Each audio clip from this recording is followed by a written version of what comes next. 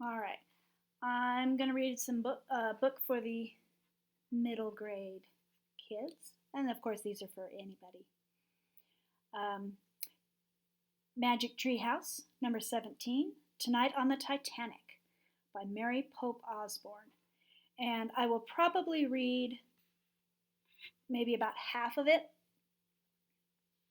and then post that, and then I'll come back later and read the second half.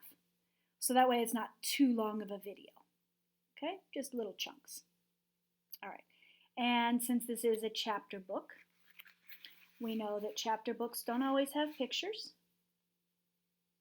So if I'm not showing the picture, it's because there isn't one. But when we do get to a picture, I will show it to you. All right, let's get started.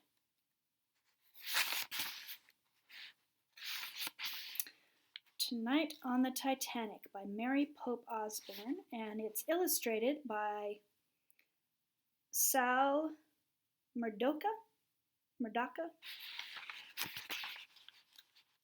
I love Magic Tree House books. They're all great. Prologue. That means the chapter before the first chapter. Kind of give you an introduction. One day in Frog Creek, Pennsylvania, a mysterious treehouse appeared in the woods. 8-year-old Jack and his 7-year-old sister Annie climbed into the treehouse. They found that it was full of books. Jack and Annie soon discovered that the tree house was magic. It could take them to places in the books. All they had to do was point to a picture and wish to go there. Along the way, they discovered that the treehouse belonged to Morgan Le Fay. Now, Morgan is a magical librarian from the time of King Arthur. She travels through time and space gathering books. In Magic Tree House books 5 through 8, Jack and Annie helped free Morgan from a spell.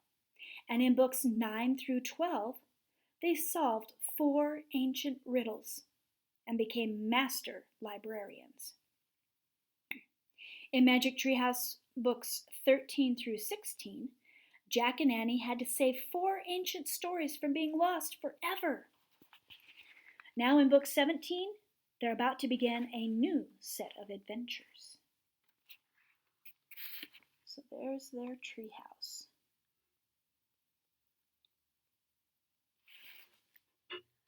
So sometimes the way these books are written, you can read them out of order. You don't have to read them in order. I know some of you really like to read them in order. But you know, sometimes they're checked out and it's really hard to do that. And then we don't want to wait. But they're still good even by themselves. All right, chapter 1, A New Mission. Jack opened his eyes. It was a stormy night. The rain tapped hard on his window pane. "Do you hear what the rain is saying?" said a voice. Jack turned on his lamp. Annie stood in his doorway. She wore her rain poncho over her pajamas and held a flashlight. "It's saying, 'Come now,'" she said. "You're nuts," said Jack. "Listen, just listen," said Annie. Jack listened. The rain did seem to be tapping out. "Come now, come now." "We have to get to the treehouse," said Annie. "Something important is about to happen." "Now?" said Jack. Jack didn't want to leave his warm, cozy room. But he had a feeling that Annie was right. Something important was about to happen. "You coming?" she said. Yeah, he said. He climbed out of bed. "Just put on your rain poncho," said Annie. Jack threw his rain poncho on over his pajamas. He pulled on his sneakers and grabbed his backpack. "Don't forget your master librarian card," said Annie. "I have mine with me." Jack put the card with the glowing letters M.L. on it into his backpack. "I'm ready," he said. Jack and Annie went quietly down the stairs. Then they slipped out the door out into the chilly, damp night. The storm had eased up. Rain fell gently as they ran up the street. The wet ground glistened in the beam of the flashlight. They headed into Frog Creek woods. Wind blew through the trees, shaking water to the ground. Jack shivered. He wiped raindrops off his glasses.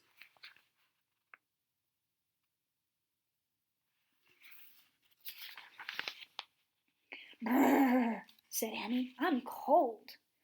"Me too," said Jack. As they kept walking, Annie pointed the flashlight up into the trees. "There it is," she said. Her light had found the treehouse. "Morgan," Jack called. But there was no answer. "I wonder what's wrong," said Annie. "I was sure she'd be here." "Let's go up and see," said Jack. Annie grabbed the rope ladder and started climbing. Jack followed. Rain dripped from the trees onto his poncho. They climbed into the treehouse. Annie shined her light into each corner. The first 3 corners were empty. Then the flashlight beam hit the 4th. Jack and Annie gasped in surprise. Sitting in the corner was a small dog. He looked like a terrier puppy. He had scruffy, light brown fur. He stared sadly at Jack and Annie. "Aw," whispered Annie. "He's kind of cute."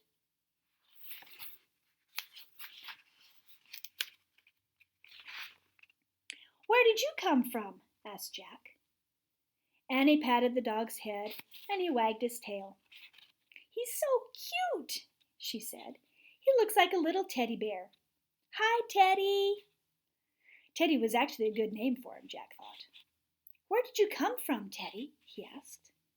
The little dog whimpered. "Don't be sad," said Annie. "Everything's okay." "How did you get up here?" Jack asked. "I don't know, but I bet Morgan has something to do with it," said Annie. Jack's gaze fell on a piece of paper lying on the floor. "I think you're right," he said. He picked up the paper.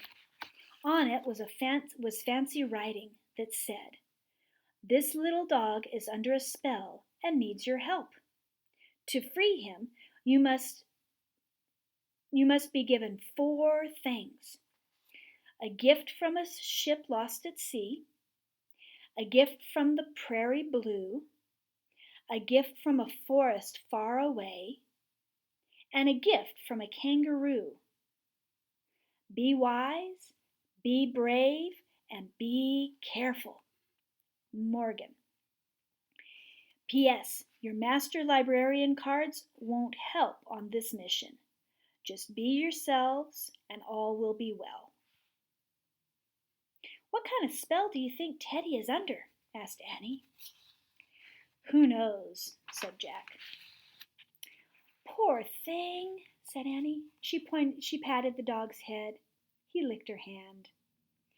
"It looks like we have to take 4 trips," said Jack. Teddy trotted over to a book. He pushed it with his nose. "Look," said Annie.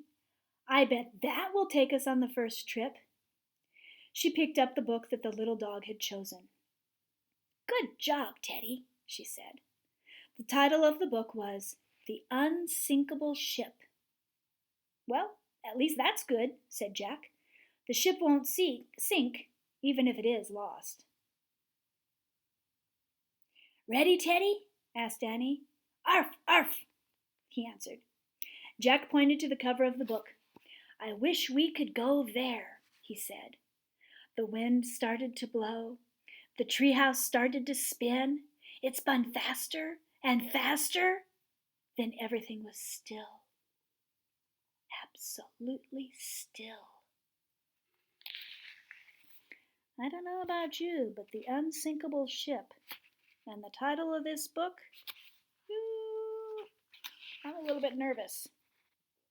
Chapter 2, The Unsinkable Ship. "Arf, arf!"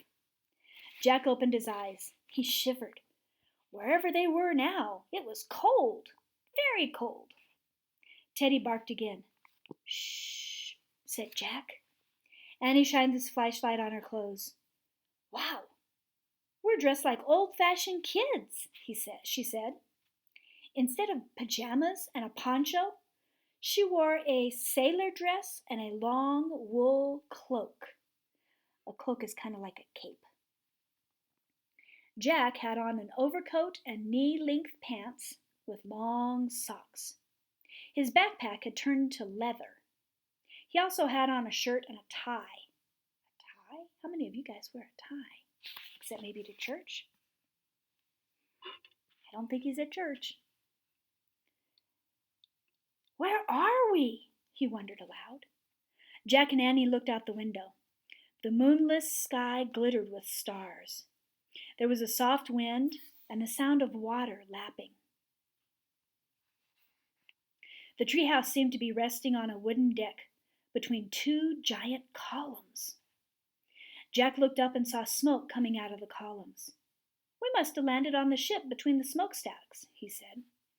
Then Jack looked straight ahead and saw a box high in the air, near the front of the ship.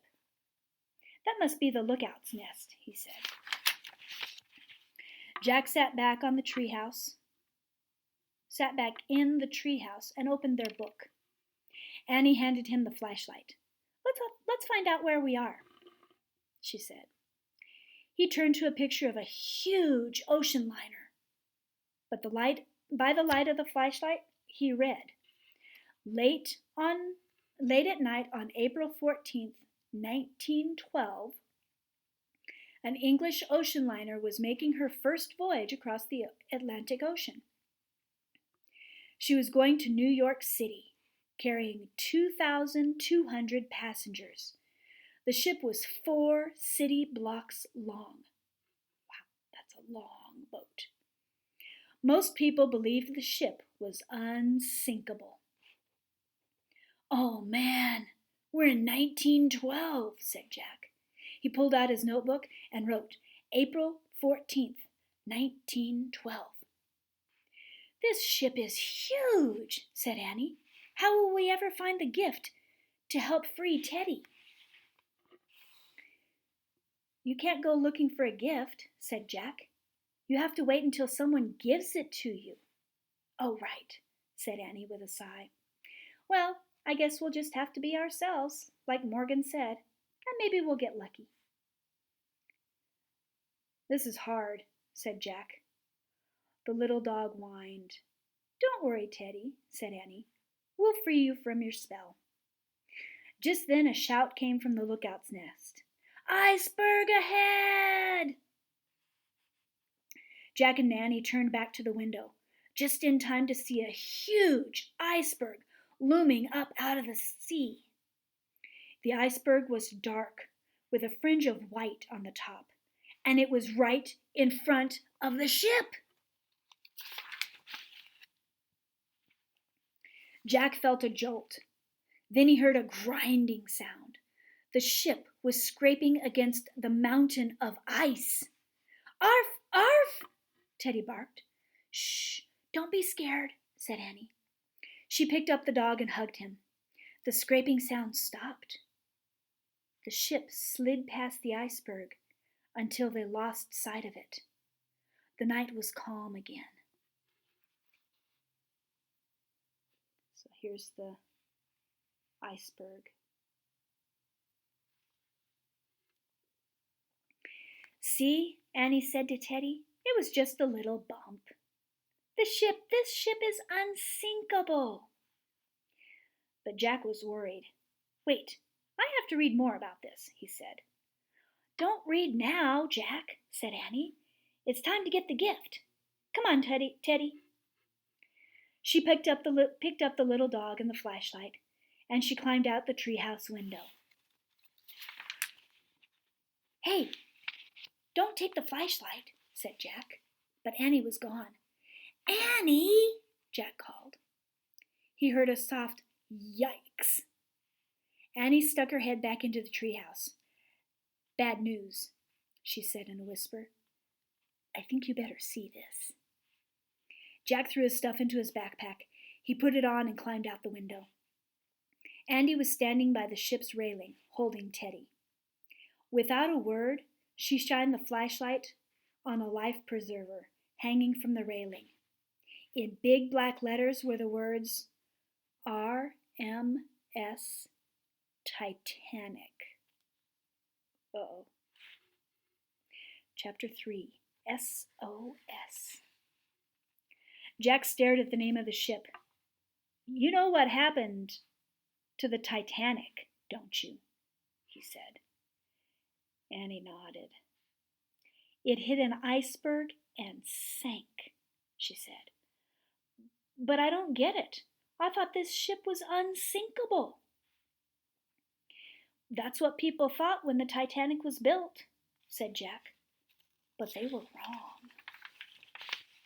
Suddenly steam gushed out of the ship's smokestacks. Then the engines cut off. The Titanic stopped moving. We better go home, said Jack. There's nothing we can do here. We'll have to find another lost ship, a safer one.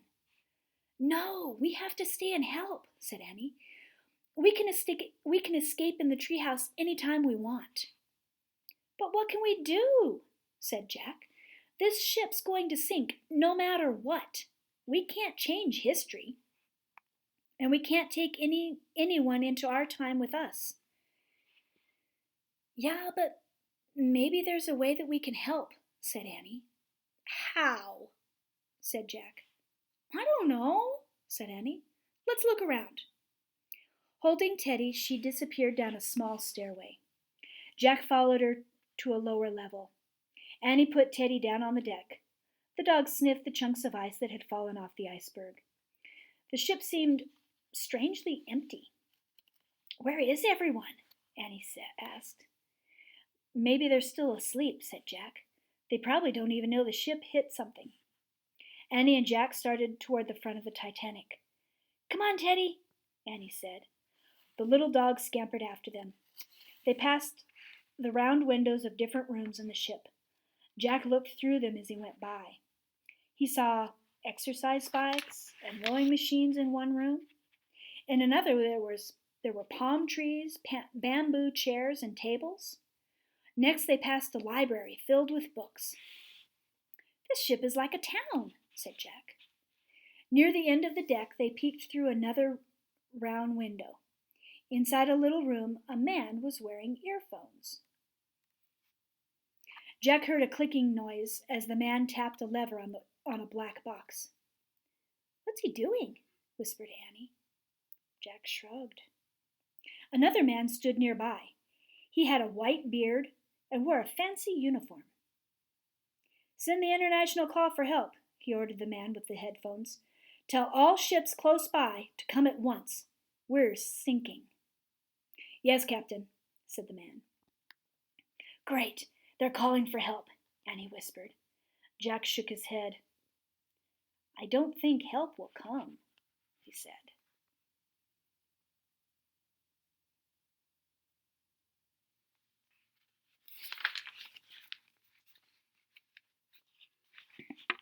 He shined the flashlight on the book and found a picture of the radio operator.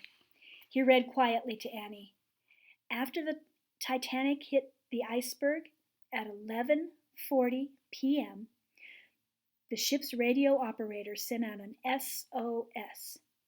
An SOS is an international distress signal in Morse code. Unfortunately, the only ship near the Titanic had turned off its radio for the night. All the other ships who received the message were too far away to help. When the Titanic sank around 2:20 a.m. in the morning, she was all alone. That's terrible, said Annie. I wonder what time it is now, said Jack. I don't know, said Annie. Jack pulled out his notebook and wrote, SOS sent out. Titanic sinks at 2:20 a.m. He's leaving, whispered Annie. Hide, whispered Jack. He and Annie moved quickly into the shadows. The captain stepped out onto the deck. Tell the men to start loading the lifeboats now, the captain ordered a deckhand. Yes, Captain, the man answered. The captain and the deckhand left. Annie turned to Jack. Well, at least that's good, she whispered. Everyone can get into the lifeboats. I don't think it's good enough, said Jack. He read from the book again. On the Titanic, there were 20 lifeboats. To save all the passengers, the ship needed twice as many. So they needed 40, and there's only 20. But with all the confusion on board, a number of the lifeboats were not even full when they left the ship. Many third-class passengers did not have a chance to get into any of the lifeboats because they were in the lower decks and they didn't know where to go. Jack wrote in his notebook, "Need twice as many lifeboats." "Hey, I know what we can do to help," said Annie. "What?" asked Jack. We can help someone find the lifeboats," she said. "You're right," said Jack. "With our book, we can find our way to the lower deck." He turned the page to the map of the ship, and he and Annie studied it. We'll start at the grand stairway. Sorry, he said. He traced the path with his finger. "And then we'll go down to the third-class cabins this way." "Good plan," said Annie. So third-class cabins are the cabins that don't cost as much. First class would be the more expensive cabins where the richer people are, and they're going to be up on the top, on the higher decks. Third class are going to be on the bottom decks, and they don't cost as much, so the poorer people would be down there. And then second class would be between the two.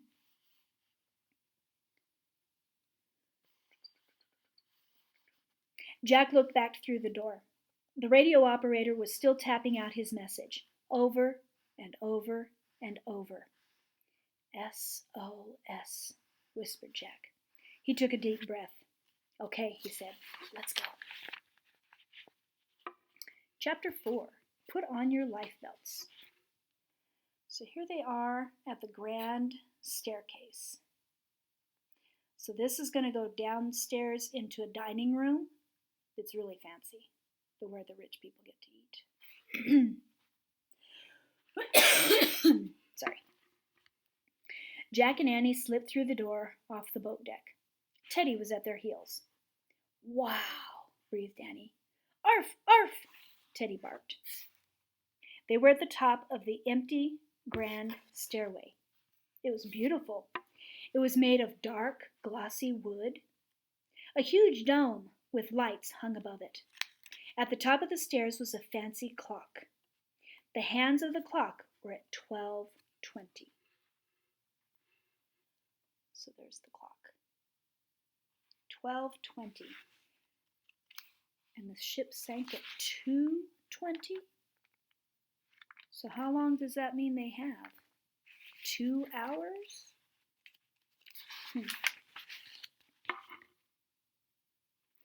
"Oh man, it's 20 minutes after midnight," said Jack. "The ship's going down in 2 hours." They hurried down the carpeted steps and into the first-class hallway. Teddy followed along. Jack looked at the map in the book. "These are the staterooms," he said. "This hall will take us to the third-class open deck." "Hey, look," said Annie. "The floor is slanting down." Jack caught his breath. She was right. "That means the front of the ship is already sinking," he said. Just then a man in a white uniform came down the hall. He knocked on the doors. "Put on your life belts at once and come up on the deck," he called. Men and women stumbled out of their rooms. They wore elegant robes made of shiny cloth and velvet. So, bathrobes. "What's going on?" a woman asked. "There's been an accident," the man in the uniform said cheerfully. "Oh, how silly," said the woman. "It's not silly," said Annie. "Do what he says." "Arf, arf," Teddy barked, as if he agreed with Annie. "Shh, Teddy," said Jack. He picked up the little dog. Then he and Annie hurried down the hall. They crossed the third-class open deck, where more people were standing. These people were not dressed in fancy clothes. They mostly wore plain, dark coats. They didn't seem to be worried either. They were all joking and laughing. Jack and Annie slipped through the crowd, and then they went into a big, smoky room. 4 men were playing cards. A woman played the piano. A young couple danced to the music. "Put on your lifebelts and go to the boat deck," Annie shouted. The people looked at Annie in surprise. The card players smiled at her. She opened her mouth to yell again, but Jack pulled her out the door. "Come on," he said. "We got to get down to the third-class cabins before it's too late." They hurried down another hall. Then they climbed down another stairway. Jack carried Teddy the whole way. At the bottom of the stairs, they rounded a corner, and then they gasped. The floor was really slanting down here, and water sloshed at the end of the hallway. "The Titanic is sinking," said Jack. "But no one understands," said Annie. "I know," said Jack. It made him feel terribly sad. Teddy whined. Jack buried his face in the little dog's fur. "Come on," said Annie. She began banging on cabin doors. The doors swung open. The cabins were all empty. "The people from this hallway must be the ones that are up in the lounge," said Jack. "Maybe we should go down to a lower deck." He started to walk back to the stairs, but Teddy began barking furiously. "What's wrong with him?" said Jack. "I don't know," said Annie. Suddenly the dog leapt out of Jack's arms. He charged down the hall. He was running straight toward the water. "Watch out!" cried Jack. He and Annie ran after Teddy. The dog began barking at a closed door. The door opened. A very small boy peeked out. I'm going to stop right there, because that's halfway through our story and the end of a chapter. So you'll have to tune in for the end of the story to see if they save this little boy and anybody else. All right, stay tuned. Bye-bye.